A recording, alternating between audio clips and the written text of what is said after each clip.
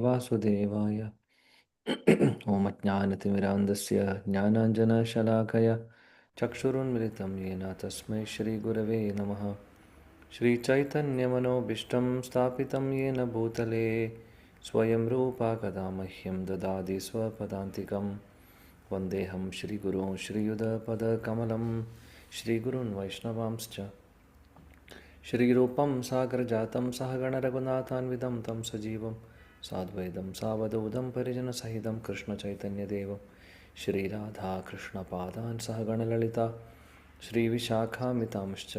हे कृष्णा करुणा सिन्धो दीनबन्धो जगत्पते गोपेश गोपिकान्द राधाकान्द नमोऽस्तुते। तप्तकाञ्चनगौराङ्गी राधे वृन्दावनेश्वरी वृषभानुसुते देवी प्रणमामि हरिप्रिये। वञ्चाकल्पतरुभ्यश्च कृपा सिन्धुभ्येव च पतितानां पावनेभ्यो वैष्णवेभ्यो नमो नमः। नमो विष्णुपादाय कृष्णप्रेष्ठाय भूतले श्रीमते भक्तिवेदान्तस्वामिनिति नामिने। नमस्ते सरस्वते देवे गौरवाणी प्रचारिणे निर्विशेषशून्यवादी पाश्चात्यदेशतारिणे। जय श्रीकृष्ण चैतन्य प्रभु नित्यानन्द श्री अद्वैत गदाधर श्रीवासादि गौरभक्तवृंद। हरे कृष्णा कृष्ण कृष्ण हरे हरे हरे राम राम राम हरे हरे। हरे कृष्णा कृष्ण कृष्ण हरे हरे हरे राम राम राम हरे हरे। हरे कृष्णा कृष्ण कृष्ण हरे हरे हरे राम राम राम हरे हरे। मूकं करोति वाचालं पङ्गुं लङ्घयते गिरिं यत्कृपातमहं वन्दे श्रीगुरुदीनतारिणं परमानन्दमाधवं श्रीचैतन्यमीश्वरम्।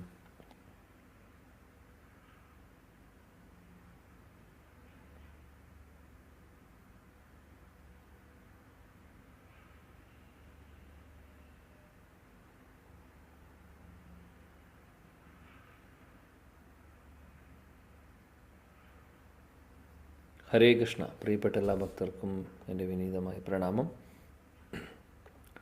ഗ്രന്ഥരാ ശ്രീമദ് ഭാഗവതം അധ്യായം 13 പ്രഥമസ്കന്ധം ശ്ലോകം 43.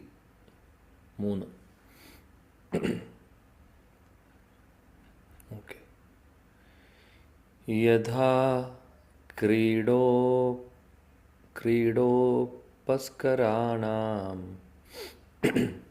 यथा क्रीडोपस्कराणां संयोगा विगमाविह इच्छया क्रीडितुं स्यातां तथैवेशेच्छाय नृणाम्।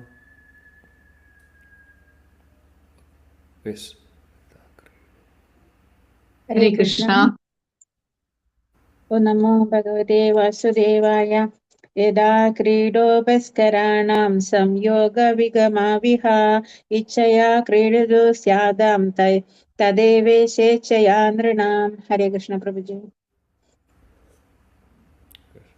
हरे कृष्ण। भगवते वासुदेवाय। यदा क्रीडोपस्कराणां संयोगाविगमाविह इच्छया क्रीडितुं स्यादां तथैवेशेच्छया नृणाम्। हरे कृष्ण प्रभु जी। हरे कृष्ण प्रभु। ओम नमो भगवते वासुदेवाय। यथा क्रीडोपस्कराणां संयोगविगमाविह इच्छया क्रीडितुं स्यातां तथैवेशेच्छया नृणाम्। हरे कृष्ण। हरे कृष्ण प्रभु जी। ओम नमो भगवते क्रीडोपस्कराणां संयोगविगमाविह इच्छया क्रीडितुं स्यादां तथैवेशेच्छया नृणाम्। हरे कृष्ण प्रभु जी। हरे कृष्ण। ओम नमो भगवते वासुदेवाय। यथा क्रीडोपस्कराणां संयोगाविगमाविह इच्छया क्रीडितुं स्यादां तथैवेशेच्छया नृणाम्। हरे कृष्ण। हरे कृष्ण। यदा क्रीडोपस्कराणां संयोगविगमाविह इच्छया क्रीडतुं स्यादां तदेवेशेच्छया തദേവേശേച്ഛായ നൃണാം. ഹരേ കൃഷ്ണ. ഹരേ കൃഷ്ണ. യഥാ ക്രീഡോപസ്കരാണാം സംയോഗ വിഗമാവിഹായ ഇച്ഛയാ ക്രീഡിതു സ്യാദാം തദൈവേശേച്ഛയാ നൃണാം. ഹരേ കൃഷ്ണ. ഹരേ കൃഷ്ണ. യഥാ ക്രീഡോപസ്കരാണാം സംയോഗവിഭമാവിഹ ഇച്ഛയാ ക്രീഡിതു സ്യാദാം തൈദേവേശേച്ഛയാ നൃണാം. ഹരേ കൃഷ്ണ. Thank you. വിവർത്തനം ഭാവാർത്ഥം കൂടെ വായിക്കൂ ആരെങ്കിലും. ഹരേ കൃഷ്ണ പ്രഭു, വായിക്കട്ടെ. യെസ്.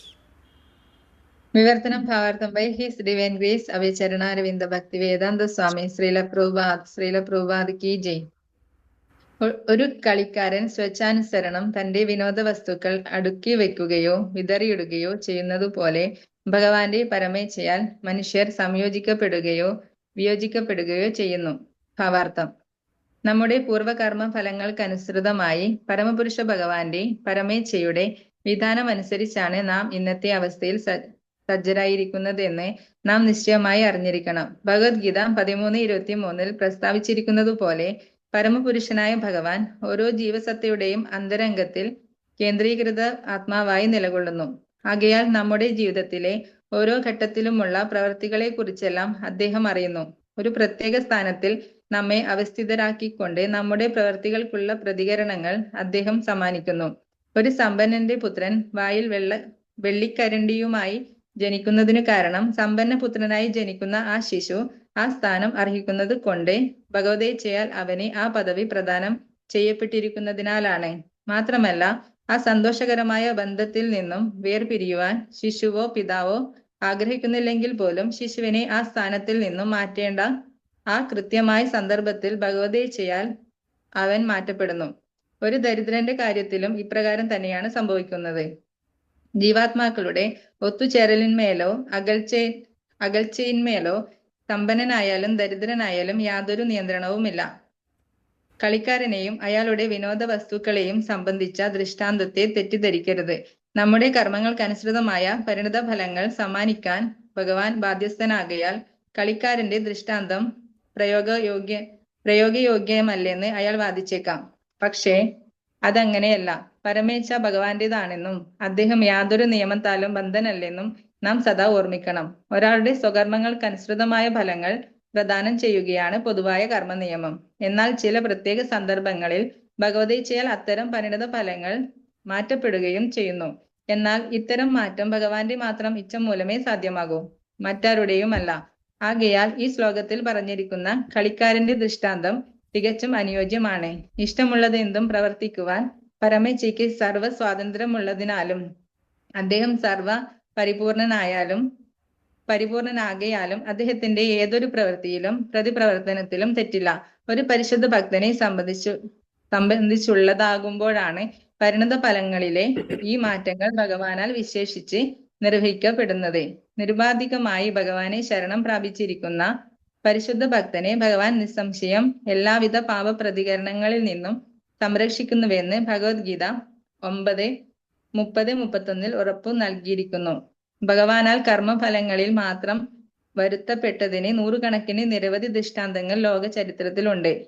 ഒരാളുടെ പൂർവകർമ്മ ഫലങ്ങളിൽ മാറ്റം വരുത്തുന്നതിന് ഭഗവാന് സാധ്യമെങ്കിൽ പിന്നെ നിശ്ചയമായും അദ്ദേഹം സ്വന്തം പ്രവൃത്തികളുടെ പ്രത്യാഘാതങ്ങളാൽ സ്വയം ബന്ധനല്ല.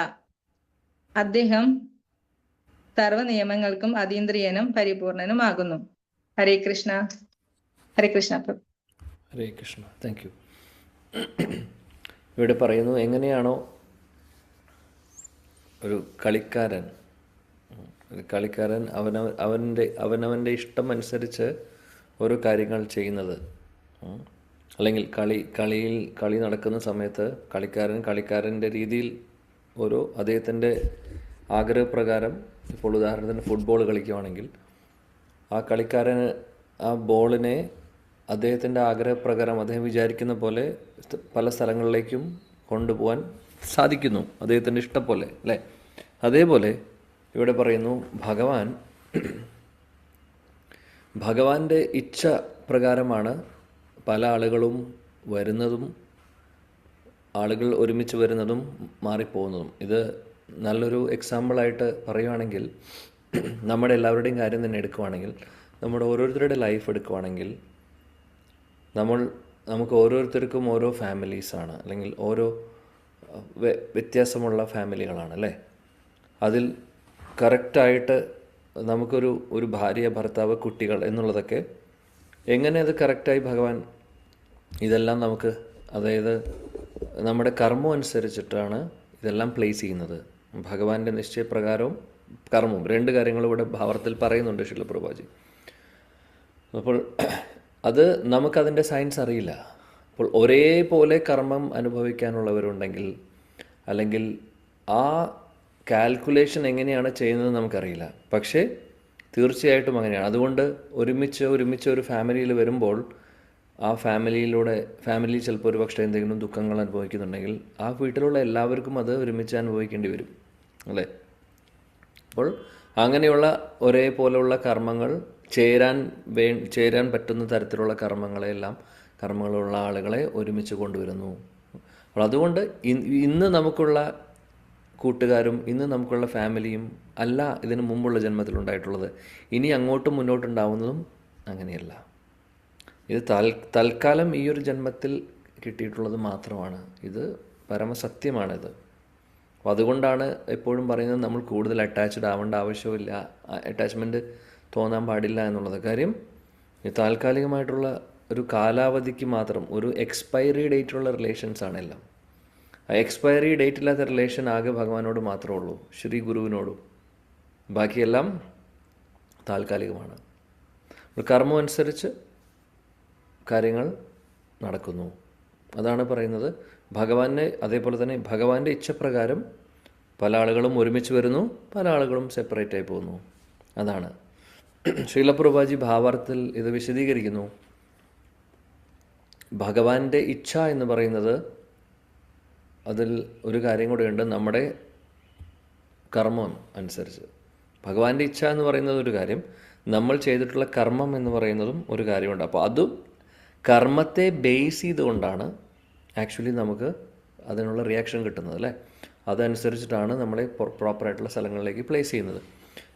ഇത് ചെയ്യുന്നത് ഭഗവാന്റെ ശക്തിയായിട്ടുള്ള ഭഗവാൻ ഇതിനു വേണ്ടി ആളുകളെ നിയോഗിച്ചിട്ടുണ്ട്.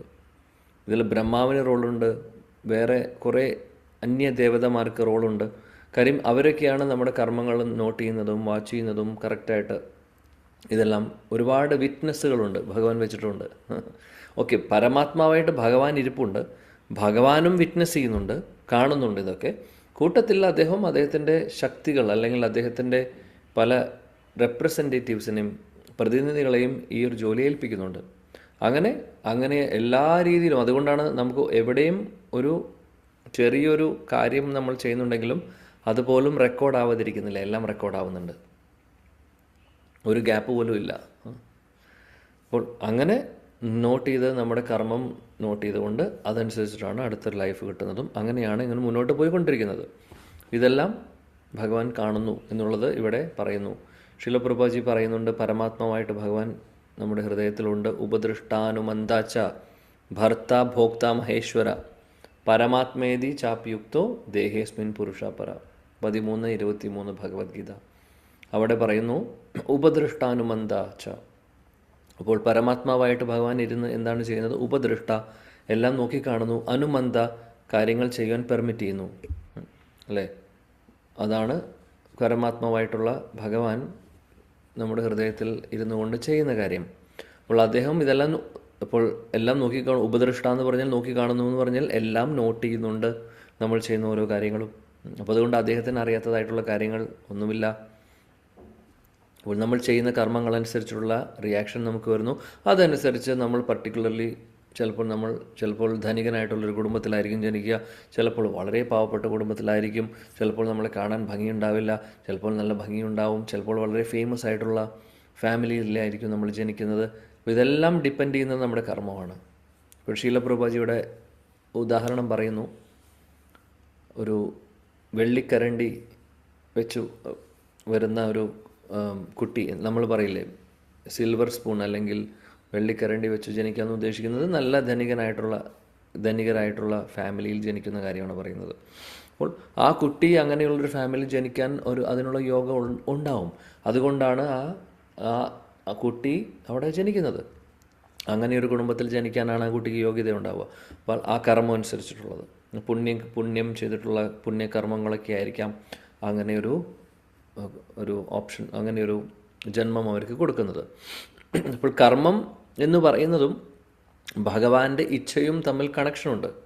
കാര്യം നമ്മൾ ചെയ്യുന്ന കർമ്മം അതേപോലെ തന്നെ ഭഗവാന്റെ സാങ്ഷനും ഇത് രണ്ടും കൂടിയിട്ടാണ് ആക്ച്വലി റിസൾട്ട് വരുന്നത്.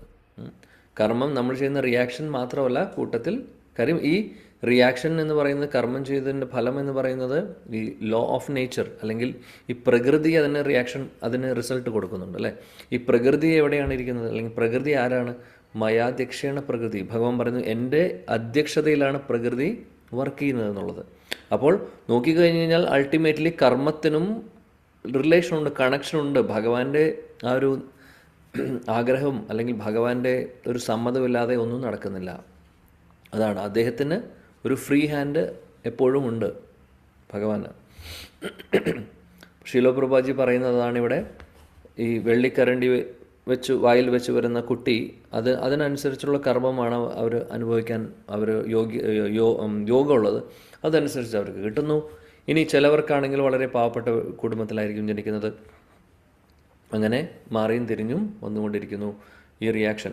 എന്നാൽ ഒരു കാര്യം കൂടെ ഇവിടെ എടുത്തു പറയുന്നത് എന്താണെന്ന് വെച്ചാൽ, ഈ ശ്ലോകത്തിൽ പറയുന്നു, അതായത് ഒരു കളിക്കാരൻ എങ്ങനെയാണോ കാര്യങ്ങൾ ചെയ്യുന്നത്, ആ കളി നടക്കുന്ന സമയത്ത് അദ്ദേഹത്തിൻ്റെ ഇച്ഛപ്രകാരം അങ്ങോട്ടും ഇങ്ങോട്ടും നീക്കുന്നത് പല കാര്യങ്ങളും അല്ലെങ്കിൽ ചെയ്യുന്നത്, അതേപോലെയാണ് ഭഗവാന്റെ നിശ്ചയപ്രകാരമാണ് ആളുകൾ വരുന്നതും പോകുന്നതും എന്നാണ് ശ്ലോകത്തിൽ പറഞ്ഞത് അല്ലേ. ഒരുമിച്ച് വരുന്നതും പോകുന്നതും പിരിയുന്നതും ജനിക്കുന്നതും ഒക്കെ. അപ്പോൾ ഇവിടെ ശീലപ്രഭാത് പറയുന്നു, ചിലപ്പോൾ അങ്ങനെയാകുമ്പോൾ ഈ ലോ എന്ന് പറഞ്ഞു, ഈ ലോനെ അതായത് ഈ നിയമത്തെക്കുറിച്ച് പറയുന്നുണ്ട്. അതേപോലെ തന്നെ ഭഗവാന്റെ വിൽ അല്ലെങ്കിൽ ഭഗവാന്റെ ഒരു നിശ്ചയപ്രകാരം എന്നും പറയുന്നു. ഇവിടെ ശീലപ്രഭാജി പറയുന്നത് എന്താണെന്ന് വെച്ചാൽ, തീർച്ചയായിട്ടും കർമ്മം എന്ന് പറയുന്നത് നമ്മുടെ ഓരോരുത്തരുടെയും ആക്ഷന് കിട്ടുന്ന റിയാക്ഷനാണ്. എന്നാൽ ചില സാഹചര്യങ്ങളിൽ ഭഗവാൻ തീരുമാനമെടുക്കും അതങ്ങനെ തന്നെ വേണമെന്നുള്ളത്. അതുകൊണ്ട് ഭഗവാന്റെ നിശ്ചയപ്രകാരം ഇച്ഛപ്രകാരം വേണമെങ്കിൽ കർമ്മത്തെ മാറ്റാനും സാധിക്കും അദ്ദേഹത്തിന്. അതാണ് പ്രത്യേകത. നമുക്ക് അതാണ് പറയുന്നത് പ്രാരാബ്ധ കർമ്മം അപ്രാരാബ്ധ കർമ്മം എന്നൊക്കെ കേട്ടിട്ടുണ്ടാവും അല്ലേ. പ്രാരാബ്ധ കർമ്മം എന്ന് പറഞ്ഞു കഴിഞ്ഞാൽ നമ്മൾ ഓൾറെഡി നമ്മുടെ മെച്യൂറായിട്ടുള്ള കർമ്മം അത് നമ്മൾ അനുഭവിക്കേണ്ടി വരും. ഇനി അപ്രാരാബ്ധം എന്ന് പറഞ്ഞു കഴിഞ്ഞാൽ ഇതുവരെ വരാത്തതായിരിക്കും, റിയാക്ഷൻ പുറത്ത് വന്നിട്ടില്ല, പക്ഷേ അത് വരും ഒരു ദിവസം. എന്നാൽ നമ്മൾ ഭക്തരായി മാറിക്കഴിഞ്ഞു കഴിഞ്ഞാൽ, ഭക്തിയുത സേവനങ്ങൾ ചെയ്യുന്നുണ്ടെങ്കിൽ എന്താണ് സംഭവിക്കുന്നത്? നമ്മൾ അനുഭവിക്കാൻ കിടക്കുന്ന വലിയ വലിയ പാപകർമ്മങ്ങളുടെ ഫലം ഭഗവാൻ നിശ്ചയിച്ചു കഴിഞ്ഞു കഴിഞ്ഞാൽ അതിനെല്ലാം ഭസ്മമാക്കാൻ സാധിക്കും. അത് ഭഗവാന്റെ നിശ്ചയമാണ്. ഇപ്പോൾ ലോ ഓഫ് നേച്ചർ എന്ന് പറയുന്നത് നമ്മൾ എങ്ങനെയാണോ എന്താണോ നമുക്ക് കിട്ടേണ്ടത് അതിലേക്ക് എത്തിക്കും. പക്ഷേ അവിടെയും ഭഗവാനും റോളുള്ളത് എന്താണെന്ന് വെച്ചാൽ, ഭഗവാൻ വിചാരിച്ചു കഴിഞ്ഞാൽ ഇതെല്ലാം മാറ്റാനും സാധിക്കും, ചേഞ്ച് ചെയ്യാൻ സാധിക്കും. അതുകൊണ്ടാണ് ഒരു കളിക്കാരൻ എങ്ങനെയാണോ ആ വ്യക്തി ആഗ്രഹിക്കുന്ന പോലെ കാര്യങ്ങൾ ചെയ്യാൻ സാധിക്കുന്ന കളിയിൽ, അതേപോലെ ഭഗവാനും ലോ ഉണ്ടെങ്കിൽ പോലും അതിനെയും മാറ്റാൻ സാധിക്കും. കാര്യം ഈ ലോ എന്ന് പറയുന്നത് എല്ലാം ഭഗവാന്റെ കയ്യിലാണ് ഇരിക്കുന്നത് അല്ലേ. ഭഗവാനാണ് അതിനെ കൺട്രോൾ ചെയ്യുന്നത്. സോ അതുകൊണ്ട് അദ്ദേഹത്തിന് ചെയ്യാൻ സാധിക്കും. അതാണ് ശിലപ്രഭുജി ഇവിടെ പറയുന്നത്. അതുകൊണ്ട് ഭക്തർക്ക്, ശുദ്ധഭക്തർ, അവർ ഭക്തിയുത സേവനങ്ങൾ ചെയ്യുമ്പോൾ അവരുടെ റിയാക്ഷൻ, അവർക്ക് വരാൻ പോകുന്ന കർമ്മമൊക്കെ മാറാൻ സാധ്യതയുണ്ട്. നമുക്ക് പറയാൻ പറ്റില്ല. ഭഗവാന്റെ ഇഷ്ടപ്രകാരം എല്ലാം മാറ്റും. അതുകൊണ്ട് നമ്മൾ ഭക്തിയുത സേവനങ്ങൾ ചെയ്യുക എന്നുള്ളതാണ് നമ്മൾ ഓരോരുത്തരും ജീവിതത്തിൽ ചെയ്യേണ്ട കാര്യം. ഒരുപാട് പാപങ്ങൾ നമ്മൾ അനുഭവിക്കാനുണ്ട് ഇനിയും, അത് ഉറപ്പാണ്. എന്നാൽ അതെല്ലാം ഭസ്മമാക്കാൻ ഭഗവാനേ സാധിക്കുകയുള്ളൂ, നമുക്ക് സാധിക്കില്ല. ഭഗവാൻ മാത്രമേ സാധിക്കുകയുള്ളൂ. അപ്പോൾ ഭക്തിയുത സേവനങ്ങളിലൂടെ അതെല്ലാം ഭസ്മമാവും. അങ്ങനെ കൂടുതൽ പെട്ടെന്ന് തന്നെ നമ്മുടെ പ്യൂരിഫിക്കേഷൻ നടക്കുന്നു. ഭഗവാൻ പറയുന്നു, ഭഗവത്ഗീതയിലെ 9:30-31 പറയുന്നത്, അഭിചേത്സു ദുരാചാരോ ഭജതേ മാം അനന്യഭാഗ് അല്ലേ. സാധുർ ഏവ സമന്തവ്യ സമ്യക് വ്യവസ്ഥിതോ ഹിസ. അദ്ദേഹം പറയുന്നു, അതായത് ആരെങ്കിലും വളരെ മോശമായിട്ടുള്ള ദുരാചാരം ചെയ്താലും അവർ ദുരാചാരം ചെയ്യുന്നുണ്ട്, അല്ലെങ്കിൽ ചെയ്തിട്ടുണ്ട്, അല്ലെങ്കിൽ ചെയ്തുകൊണ്ടിരിക്കുന്നു. എന്നാൽ അവർ, ആ വ്യക്തികൾ തന്നെ ഭക്തിയുത സേവനങ്ങളുടെ കൂടെ ചെയ്യുന്നുണ്ടെങ്കിൽ, അതും കൂടെ ചെയ്യുന്നുണ്ടെങ്കിൽ അവരെ സാധൂർ ഏവ സ മന്തവ്യ, അവരെ സാധുവായിട്ട് കാണണം എന്നാണ് പറയുന്നത്. സോ ഭഗവാൻ റിജക്റ്റ് ചെയ്യുന്നില്ല ആരെയും. ഭഗവാൻ ആരെയും റിജക്റ്റ് ചെയ്യുന്നില്ല. തെറ്റുകൾ ചെയ്യുന്നുണ്ടെങ്കിലും അവരെ പോലും, അവർ ഭഗവാന്റെ നാമം ജപിക്കുന്നുണ്ടോ അല്ലെങ്കിൽ എന്തെങ്കിലും ഭക്തിയുത സേവനങ്ങൾ ചെയ്യുന്നുണ്ടോ, അങ്ങനെയുള്ളവരെ ഒരിക്കലും ചെറുതായി കാണാൻ പാടില്ല എന്നാണ് പറയുന്നത്. അവരെ സാധുവായിട്ട് കാണണമെന്ന് ഭഗവാൻ പറയുന്നു. ഭഗവാൻ അങ്ങനെയാണ് അവരെ നോക്കി കാണുന്നത്. സോ നമ്മൾ ആരാണ് അപ്പോൾ ആരെങ്കിലും ഒന്ന് ചെറുതായിട്ട് അവർക്ക് വഴി പിഴച്ചു കഴിഞ്ഞു കഴിഞ്ഞാൽ അവരെ കുറ്റപ്പെടുത്താനും അവരെ റിജക്റ്റ് ചെയ്യാനും നമ്മൾ ആരാണ്? ഭഗവാൻ റിജക്റ്റ് ചെയ്യുന്നില്ലല്ലോ. ക്ഷിപ്രം ഭവതി ധർമാത്മാ ശാശ്വത് ശാന്തിം നിഗച്ഛതി കൗന്ദേയ പ്രതിജാനിഹി നമേ ഭക്ത പ്രണശ്യതി. 31-ാമത്തെ ശ്ലോകത്തിലും അത് തന്നെ പറയുന്നു. ക്ഷിപ്രം ഭവതി ധർമാത്മാ, അതായത് ആരാണോ ഭക്തിയുത സേവനങ്ങൾ, അല്ലെങ്കിൽ എൻ്റെ ഭക്തൻ ഒരിക്കലും അവർക്ക് നാശം വരുന്നില്ല. അതായത് കഴിഞ്ഞ ശ്ലോകത്തിൽ പറഞ്ഞ ദുരാചാരം ചെയ്തിട്ടുള്ള ഒരു വ്യക്തി ഭക്തിയുത സേവനങ്ങൾ ചെയ്യുന്നുണ്ട്, അവരെ റിജക്റ്റ് ചെയ്യാൻ പാടില്ല. ഭഗവാൻ പറയുന്നു ഒരു സാധുവായിട്ട് കാണണം. അങ്ങനെയുള്ളവർ ഉടനെ തന്നെ ക്ഷിപ്രം ഭവതി ധർമാത്മ ശാശ്വത ശാന്തി നിഗച്ഛതി, അങ്ങനെയുള്ളവർ ഉടനെ തന്നെ നല്ല മാർഗത്തിലേക്ക് വരും എന്ന് ഭഗവാൻ ഉറപ്പുണ്ട്. കാര്യം അവർ ചെയ്യുന്ന പ്രോസസ്സ് ഭക്തിയുത സേവനങ്ങളാണ്. ഡെഫിനറ്റ്ലി അവരെ ആ മാർഗത്തിലേക്ക് കൊണ്ടുവരും എന്നുള്ളതാണ്. അതുകൊണ്ട് ഓ കൗന്ദേയ, ഓ കുന്തിപുത്ര, ഓ അർജുന, അതുകൊണ്ട് ഉറക്കെ പ്രഖ്യാപിച്ചോളൂ, നമേ ഭക്ത പ്രണശ്യതി, എൻ്റെ ഭക്തർക്ക് ഒരിക്കലും നാശം ഉണ്ടാവില്ല, ഞാൻ അവരെ പ്രൊട്ടക്റ്റ് ചെയ്യും എന്ന് ഭഗവാൻ പറയുന്നു. കാര്യം അത് ഭഗവാന്റെ ഡിസിഷനാണ്. കാര്യം ഭക്തിയുത സേവനങ്ങൾ ചെയ്യുന്നുണ്ടോ, നമ്മൾ ആ മാർഗത്തിൽ മുന്നോട്ട് പോകുന്നുണ്ടോ, ഭഗവാൻ കൺസിഡർ ചെയ്യും. നമ്മൾ എന്തൊക്കെ ഇതിനു മുമ്പ് ചെയ്തിട്ടുണ്ടോ എന്നുള്ളത് ഭഗവാൻ മറക്കും. നമ്മളെപ്പോലെയല്ല ഭഗവാൻ.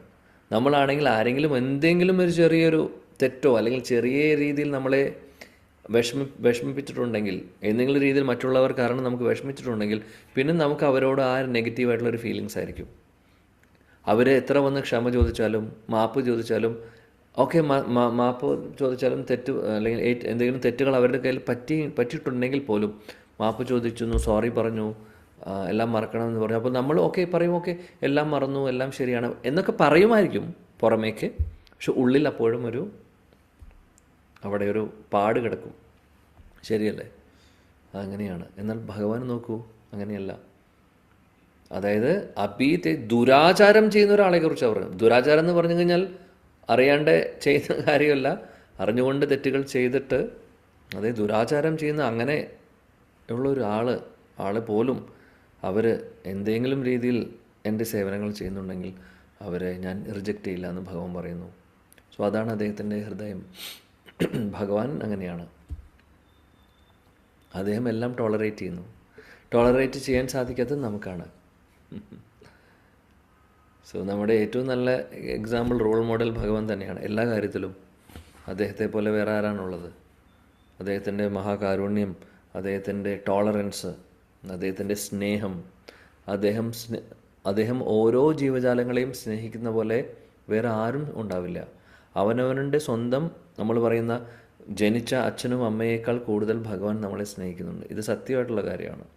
നമ്മൾ ഓരോരുത്തരെയും നമ്മുടെ സ്വന്തം അച്ഛനും അമ്മയും മക്കളും ഭാര്യയും ഭർത്താവും ആരാണെങ്കിലും സ്നേഹിക്കുന്നു എന്ന് നമ്മൾ പറയുന്നുണ്ടാവും. പക്ഷെ അതിനെല്ലാത്തിനും പുറകിൽ ഒരു ചെറിയൊരു സ്വാർത്ഥതയുള്ള സ്നേഹമാണ്. നമ്മൾ അങ്ങോട്ട് നല്ലത് ചെയ്താൽ അവരിങ്ങോട്ട് നല്ലത് ചെയ്യും, അല്ലെങ്കിൽ അവർക്ക് സുഖം കൊടുത്താൽ നമ്മൾക്ക് തിരിച്ചു സുഖം കിട്ടുന്നു. അവർക്ക് നമ്മൾ എന്തെങ്കിലും ഇഷ്ടമല്ലാത്ത കാര്യങ്ങൾ ചെയ്താൽ തിരിച്ചും അതനുസരിച്ചായിരിക്കും റെസ്പോൺസ്. അപ്പോൾ സെൽഫ്ലെസ് അല്ല, സെൽഫിഷാണ് സ്നേഹം. എന്നാൽ ഭഗവാനും അദ്ദേഹത്തിൻ്റെ മക്കളായിട്ടുള്ള നമ്മളോടുള്ള സ്നേഹം അങ്ങനെയല്ല, സെൽഫ്ലെസ് ആണ്. അങ്ങോട്ട് എന്ത് പറഞ്ഞാലും അങ്ങോട്ട് എന്ത് ചെയ്താലും അദ്ദേഹം ഒന്നും മൈൻഡ് ചെയ്യുന്നില്ല. ഓക്കെ, ഞാൻ ക്ഷമിക്കുന്നു, നീ വരൂ, എൻ്റെ അടുത്തേക്ക് വരൂ എന്ന് തന്നെയാണ് പറയുന്നത്. ആകെ ഒരു അവസരത്തിലാണ്, അല്ലെങ്കിൽ ഒരു കാര്യം മാത്രമാണ് അദ്ദേഹത്തിന് ഇഷ്ടപ്പെടാത്തത്. അദ്ദേഹത്തിൻ്റെ ഭക്തരെ ബുദ്ധിമുട്ടിച്ചു കഴിഞ്ഞാൽ, ഉപദ്രവിച്ചു കഴിഞ്ഞാൽ, വാക്കുകൊണ്ടോ പ്രവൃത്തി കൊണ്ടോ ഒക്കെ ചെയ്തു കഴിഞ്ഞാൽ അത് അദ്ദേഹത്തിന് ഇഷ്ടമാവില്ല. അദ്ദേഹത്തെ എന്ത് വേണേ പറഞ്ഞോട്ടെ, ആർക്കും കുഴപ്പമില്ല, അദ്ദേഹത്തിന് കുഴപ്പമൊന്നുമില്ല. അംബരീഷ് മഹാരാജാവിൻ്റെ ചരിത്രത്തിൽ കാണുന്ന പോലെ ഭഗവാനോട് ആരെങ്കിലും അങ്ങനെ ചെയ്തു കഴിഞ്ഞാൽ ഭഗവാൻ ഒന്നും ചെയ്യില്ല. ശിശുപാലനും ഒക്കെ എത്ര ഭഗവാനെ പഴി പറഞ്ഞു. ആക്ച്വലി അവസാനം ഭഗവാൻ ദേഷ്യം വന്നിട്ട് ചെയ്തതല്ല അത്. ഇനി അതുകൊണ്ട് അപ്പോൾ നമ്മൾ വിചാരിക്കും ഭഗവാന് 100 തെറ്റുകൾ പറയാൻ വേണ്ടിയിട്ട്, 100 കുറ്റങ്ങൾ പറയാൻ വേണ്ടി കാത്തിരിക്കുകയായിരുന്നു, അതിനുശേഷം കൊല്ലാൻ വേണ്ടി റെഡി ആയിട്ടിരിക്കുകയായിരുന്നു ഭഗവാൻ എന്ന് നമ്മൾ ചിന്തിക്കുന്നുണ്ടെങ്കിൽ തെറ്റാണ്. ഭഗവാൻ ഇപ്പം അദ്ദേഹത്തിനെ കൊല്ലണമെങ്കിൽ 100 പ്രാവശ്യം അയാളെ കൊണ്ട് ശിശുപാലനെ കൊണ്ട് പറയിപ്പിക്കേണ്ട ആവശ്യമില്ല. അദ്ദേഹത്തിന് വേണമെങ്കിൽ ആദ്യമേ ചെയ്യാമായിരുന്നു.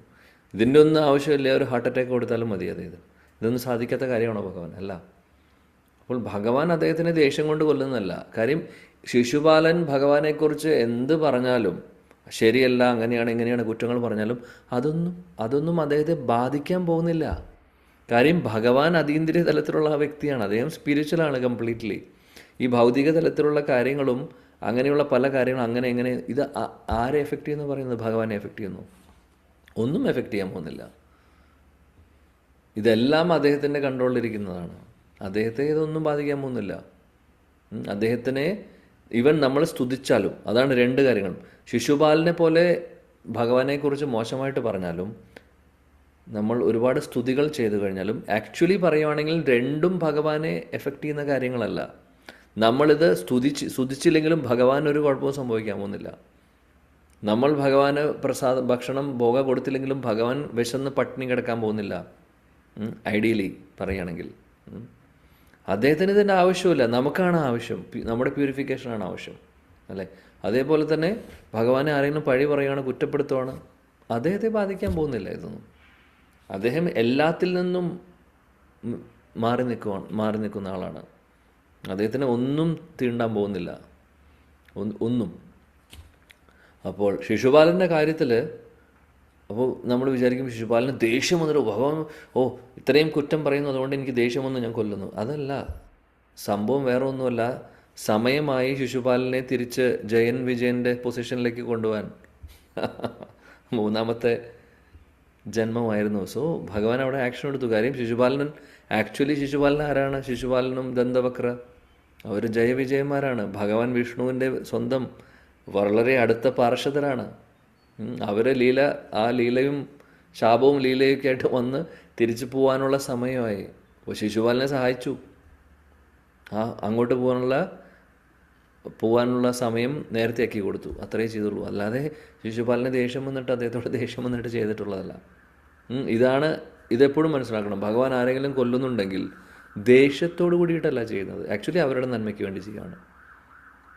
പൂതനയുടെ കാര്യമാണെങ്കിലും മറ്റുള്ള ഭഗവാൻ അദ്ദേഹത്തിൻ്റെ എനിക്ക് ദേഷ്യം വരുന്നു, ഞാനതുകൊണ്ട് കൊല്ലുന്നു അവരെ. നമ്മൾ സാധാരണ റിയാക്ട് ചെയ്യുന്ന പോലെയല്ല അദ്ദേഹത്തിൻ്റെ കാര്യം. അദ്ദേഹത്തിന് ഇതൊന്നും വിഷയമല്ല. സോ അദ്ദേഹം വിചാരിക്കുന്ന പോലെ എന്തും മാറ്റുവാനും തിരിക്കുവാനും മറയ്ക്കാനും ഒക്കെ സാധിക്കും. അപ്പോൾ ഭക്തരായി കഴിഞ്ഞു കഴിഞ്ഞാൽ അതാണ് ഗുണം. ഭഗവാൻ നോക്കിക്കോളും, നമ്മൾ പേടിക്കേണ്ട ആവശ്യമില്ല. അദ്ദേഹം ദുരാചാരം ചെയ്യുന്നവരെ പോലും അദ്ദേഹം പറയുന്നത് സാധുവായിട്ട് കാണണം, ഞാൻ അവരുടെ കൂടെയുണ്ടെന്ന് പറയുന്നു. ആ ഒരു ഘട്ടത്തിൽ നല്ല ഭാവത്തോടു കൂടി സന്തോഷത്തോടു കൂടി ഭക്തി സേവനങ്ങൾ ചെയ്യുന്നവരുണ്ടെങ്കിൽ അവരെ ഭഗവാൻ കൈവിടുന്നു തോന്നുന്നുണ്ടോ? ഒരിക്കലുമില്ല. തീർച്ചയായിട്ടും നമ്മുടെ കൂടെയുണ്ട് അദ്ദേഹം. അപ്പം അങ്ങനെ നമ്മൾ ചെയ്യുകയാണെങ്കിൽ നമ്മുടെ പഴയ കർമ്മങ്ങളൊക്കെ അദ്ദേഹം അത് റൈറ്റ് ഓഫ് ചെയ്ത് കളയും. റൈറ്റ് ഓഫ് ചെയ്യുക എന്ന് പറഞ്ഞു കഴിഞ്ഞാൽ അതിനെ ഇല്ലാതാക്കും. അദ്ദേഹത്തിന് അത് സാധിക്കും, തീർച്ചയായിട്ടും സാധിക്കും. നമ്മുടെ ആത്മാർത്ഥതയും നമ്മൾ എങ്ങനെയാണോ ഭഗവാനെ നോക്കിക്കണ്ട് അല്ലെങ്കിൽ ഭക്തി സേവനങ്ങൾ ചെയ്യുന്നത് അതനുസരിച്ചിട്ടാണ് റിസൾട്ട് വരുന്നത്. സോ അതാണ് ഭഗവാന്റെ മഹാകാരുണ്യം. ഭഗവാന്റെ ഇച്ഛപ്രകാരമാണ് എല്ലാം നടക്കുന്നത്. അതാണ് ഇവിടുത്തെ കൺക്ലൂഷൻ. യൻ മനസ്യേ ധ്രുവം ലോകം അധ്രുവം വാ ന ചോഭയം സർവതാ നാഹി ശോച്യാസ്തേ സ്നേഹാത് അന്യത്ര മോഹജാത്. ഹരേ കൃഷ്ണ പ്രഭുജി, പ്രണാം. ഓം നമോ ഭഗവതേ വാസുദേവായ. യന്മന്യസ്യേ ധ്രുവം ലോകമധ്രുവം വാ ന ചോഭയം സർവദാ നഹി ശോച്യസ്തേ സ്നേഹാദന്യത്ര മോഹജാത്. ഹരേ കൃഷ്ണ. ഹരേ കൃഷ്ണ. ഓം നമോ ഭഗവതേ വാസുദേവായ. യന്മന്യസ്യേ ധ്രുവം ലോകം അധ്രുവം വാന ചോഭയം സർവദാ നാഹി ശോച്യാസ്തേ സ്നേഹാദന്യത്ര മോഹജാത്. ഹരേ കൃഷ്ണ പ്രഭുജി. ഹരേ കൃഷ്ണ പ്രഭു. ഓം നമോ ഭഗവതേ വാസുദേവായ. യന്മന്യസേ ധ്രുവം ലോകമധ്രുവം വാനചോഭയം സർവഥാ നഹി ശോച്യാസ്തേ സ്നേഹാദന്യത്ര മോഹജാത്. ഹരേ കൃഷ്ണ. ഹരേ കൃഷ്ണ. ഓം നമോ ഭഗവതേ വാസുദേവായ. യന്മന്യസ്യേ ധ്രുവം ലോകം അധ്രുവം വാനചോഭയം സർവദാ നഹി ചോദ്യാസ്തേ സ്നേഹാദന്യത്ര മോഹജാത്. ഹരേ കൃഷ്ണ പ്രഭുജി. ഹരേ കൃഷ്ണ. ഓക്കെ, വിവർത്തനം ഭാവാർത്ഥം വായിക്കട്ടെ പ്രഭുജി. വായിക്കൂ. വിവർത്തനം ഭാവാർത്ഥം. ശ്രീല പ്രഭുവാദിക്ക് ജയ്. അല്ലയോ രാജാവേ, എല്ലാ പരിതസ്ഥിതികളിലും ആത്മാവിനെ ശാശ്വത തത്വമായോ അല്ലെങ്കിൽ നശ്വരമായ ഭൗതിക ശരീരമായോ അല്ലെങ്കിൽ അമൂർത്തക നിരപേക്ഷ സത്യത്തിൽ സർവ്വതും നിലകൊള്ളുന്നതായോ അല്ലെങ്കിൽ സർവ്വതിനെയും ഭൗതിക ഘടകങ്ങളുടെയും ആത്മാവിന്റെയും വിശദീകരിക്കാനാവാത്ത ഏകീകരണമായോ കരുതുന്ന ഏതു സാഹചര്യത്തിലും വിരഹ വികാരങ്ങൾ മിഥ്യയായ സ്നേഹം ഹേതുവാകിയാൽ അനുഭവപ്പെടുന്ന ഒന്നല്ലാതെ മറ്റൊന്നല്ല. ഭാവാർത്ഥം. ഓരോ ജീവാത്മാവും പരമാത്മാവിന്റെ വ്യതിരിക്ത അവശ്യ ഘടകങ്ങളാകുന്നുവെന്നതാണ് പരമാർത്ഥം. മാത്രവുമല്ല, ജീവാത്മാവിന്റെ വ്യവസ്ഥാപിത അവസ്ഥ വിധേയത്വപരമായ സംയുക്ത സേവനമാകുന്നു. അവന്റെ ഭൗതിക ബദ്ധ അസ്തിത്വത്തിലോ അല്ലെങ്കിൽ പൂർണ്ണാഭിജ്ഞനും സനാതനത്വവുമായ അവന്റെ മുക്താവസ്ഥയിലോ ജീവസത്ത ശാശ്വതമായി പരമപുരുഷനായ ഭഗവാന്റെ നിയന്ത്രണത്തിൽ കീഴിലാകുന്നു. എന്നാൽ യഥാർത്ഥ ജ്ഞാനം നേടാത്തവർ ജീവസത്തയുടെ നിലയെക്കുറിച്ച് സൈദ്ധാന്തികമായ നിരവധി പ്രമാണങ്ങൾ അവതരിപ്പിച്ചിരിക്കുന്നു. എങ്കിലും ജീവാത്മാവ് ശാശ്വതനെന്നും പഞ്ചഭൂതാത്മകവും ആവരണവുമായ ഭൗതിക ശരീരം നശ്വരവും താൽക്കാലികവുമാണെന്നും എല്ലാ ദാർശനിക, അതായത് മായാവാദ പാഠശാലകളും അംഗീകരിക്കുന്നു. കർമ്മനിയമം അനുസരിച്ച് ശാശ്വതനായ ജീവസത്ത ഒരു ഭൗതിക ശരീരത്തിൽ നിന്നും മറ്റൊന്നിലേക്ക് ദേഹാന്തര പ്രാപ്തി നടത്തുന്നു. മാത്രവുമല്ല, അവയുടെ അടിസ്ഥാനപരമായ ഘടനയനുസരിച്ച് ഭൗതിക ശരീരങ്ങൾ നശ്വരങ്ങളാകുന്നു. ആകയാൽ ആത്മാവ് ഒരു ശരീരത്തിൽ നിന്നും മറ്റൊന്നിലേക്ക് ദേഹാന്തര പ്രാപ്തി നടത്തുമ്പോൾ വിലപിക്കേണ്ടതായി യാതൊരു കാര്യവുമില്ല. ഭൗതിക പഞ്ചബന്ധനത്തിൽ നിന്നും സ്വതന്ത്രനാക്കപ്പെടുമ്പോൾ പരമാത്മാവിൽ ലയിക്കുമെന്ന് വിശ്വസിക്കുന്ന ഒരു കൂട്ടരും ആത്മാവിൽ വിശ്വസിക്കാത്തവരും, എന്നാൽ സ്പർശവേദ്യമായ അഥവാ ഇന്ദ്രിയ ഗോചരമായ വസ്തുവിൽ മാത്രം വിശ്വസിക്കുന്ന വേറൊരു കൂട്ടരുമുണ്ട്. നിത്യജീവിതത്തിൽ നിരവധി ഭൗതിക വസ്തുക്കൾക്ക് ഒരു രൂപത്തിൽ നിന്നും മറ്റൊരു രൂപത്തിലേക്ക് രൂപപരിണാമം സംഭവിക്കുന്നത് നാം കാണുന്നുണ്ട്. എന്നാൽ അത്തരം രൂപമാറ്റങ്ങളിൽ നാം വിലപിക്കാറില്ല. മുകളിൽ പ്രസ്താവിച്ച ഇരു കാര്യങ്ങളിലും ദൈവിക ശക്തിയുടെ കരുത്തിനെ നിയന്ത്രിക്കാൻ അസാധ്യമാണ്. ആർക്കും അതിൽ കൈകടത്താൻ സാധ്യമല്ല. ആകയാൽ അതിൽ മനസ്താപം ഉണ്ടാകാനുള്ള യാതൊരു കാരണവുമില്ല. Hare Krishna Prabhuji. Thank you. Hare Krishna. Thank you. So ഇത് ആര് തമ്മിലുള്ള സംവാദമാണ്?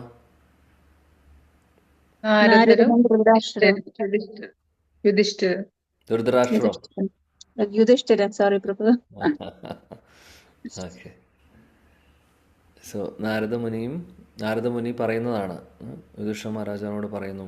അതായത് ഇദ്ദേഹം ഇവിടെ പറയുന്നത് എന്താണെന്ന് വെച്ചാൽ, ഏത് സാഹചര്യത്തിലും ഇനിയിപ്പോൾ ശരിയായിട്ട് തത്വങ്ങൾ മനസ്സിലാക്കാത്തൊരവസ്ഥയാണെങ്കിലും, അതായത് ആത്മാവിനെ ഭൗതിക ശരീരമായിട്ട് ഉപമിക്കുകയാണെങ്കിൽ, അല്ലെങ്കിൽ ആത്മാവ് എന്ന് പറയുന്നത് ഭൗതിക ശരീരമാണ്, ഭൗതിക തലത്തിലുള്ള ആണെന്ന് വിചാരിക്കുന്നുണ്ടെങ്കിലോ, അല്ലെങ്കിൽ ഈ മരണത്തിന് ശേഷം ബ്രഹ്മജ്യോതിയിലേക്ക് ലയിക്കുമെന്ന് അങ്ങനെ ചിന്തിക്കുന്നതാണെങ്കിലോ, അല്ലെങ്കിൽ ആത്മാവ് എന്ന് പറയുന്നത് ഭൗതികമായിട്ടുള്ളതും അതേപോലെ ആധ്യാത്മികമായിട്ടുള്ളതും തമ്മിലുള്ള കോമ്പിനേഷൻ ആണെന്ന് വിചാരിക്കുന്നുണ്ടെങ്കിലോ, ഏത് രീതിയിൽ, അതായത് ഉദ്ദേശിക്കുന്നത് എന്താണെന്ന് വെച്ചാൽ എങ്ങനെയാണ് ചിന്തിക്കുന്നത്, എങ്ങനെ വേണമെങ്കിൽ എടുത്തോളൂ, ഏത് രീതിയിൽ നമ്മൾ ഈ ഫിലോസഫിയെ എടുത്താലും നമുക്ക് ഈ സെപ്പറേഷൻ, വിരഹം എന്ന് പറയുന്ന ഫീലിങ്സ് എന്ന് പറയുന്നത് അത് ഒരു മിഥ്യ ആയിട്ടുള്ള കാര്യമാണ് എന്നാണ് പറയുന്നത്.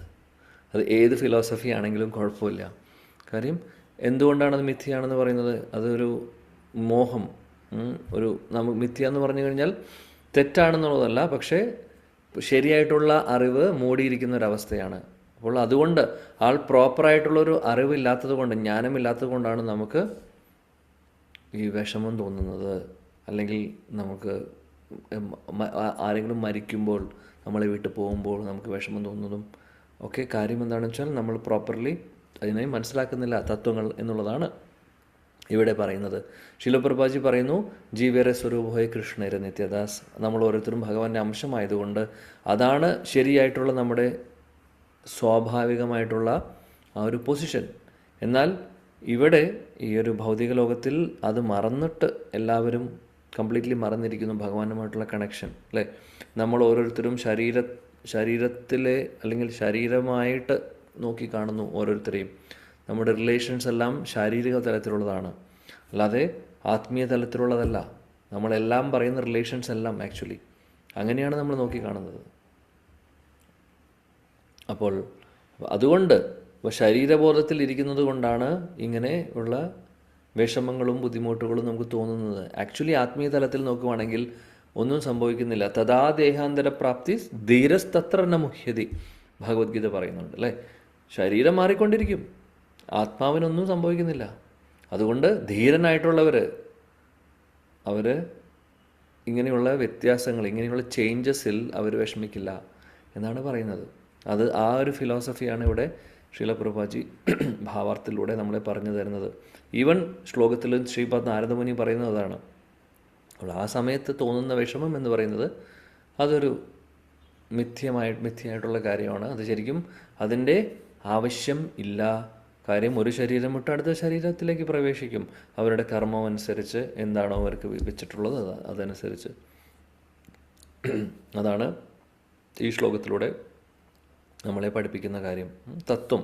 ഈ തത്വം ഭഗവത്ഗീതയിലെ തത്വമാണ്, നമ്മളെല്ലാവരും പഠിച്ചിട്ടുള്ള കാര്യമാണ്. ആ ഒരു കാര്യം ഇവിടെ വീണ്ടും നമുക്ക് മനസ്സിലാക്കാൻ സാധിക്കുന്നു.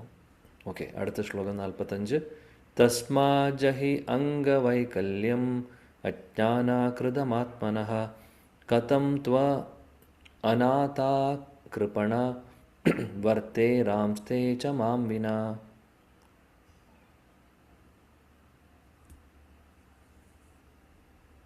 ഹരേ കൃഷ്ണ പ്രഭു. ഓം ഭഗവതേ വാസുദേവായ.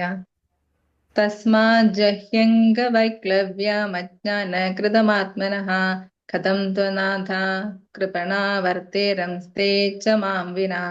ഹരേ കൃഷ്ണ. ഹരേ ഹരേ കൃഷ്ണ. ഹരേ കൃഷ്ണ. തസ്മാത് ജഹ്യംഗവൈക്ലവ്യം അജ്ഞാനകൃതമാത്മനഃ കഥം ത്വനാഥ കൃപണ വർത്തേരംസ്തേ ച മാം വിനാ. ഹരേ കൃഷ്ണ. ഹരേ കൃഷ്ണ. തസ്മാജഹംഗ വൈക്ലവ്യമജ്ഞാനാകൃതമാത്മനഃ കഥം ത്വനാഥ കൃപണാ വർത്തേരംസ്തേ ച മാം വിനാ. ഹരേ കൃഷ്ണ. ഓക്കെ, ഹരേ കൃഷ്ണ. ഓം നമോ ഭഗവതേ വാസുദേവായ. തസ്മാജ്ജഹ്യ വൈക്ലവ്യ അജ്ഞാനാകൃതമാത്മനഃ കഥം ത്വനാഥ കൃപണ വർത്തേരംസ്തേ ച മാം വിനാ. ഹരേ കൃഷ്ണ. ഹരേ കൃഷ്ണ.